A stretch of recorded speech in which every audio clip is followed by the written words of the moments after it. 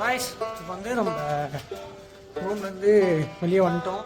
Time எவ்வளோன்னு பார்த்தீங்கன்னா 5:30 ஆக போகுது. ஸோ மார்னிங் சன்ரைஸை பார்த்துட்டு நெக்ஸ்ட்டு தான் வேறு பிளான் என்னன்னு சொல்லிட்டு பார்க்கணும். அதுக்கு முன்னாடி டீ கடை எங்கே இருக்குன்னு சொல்லிட்டு கண்டுபிடிக்கணும்.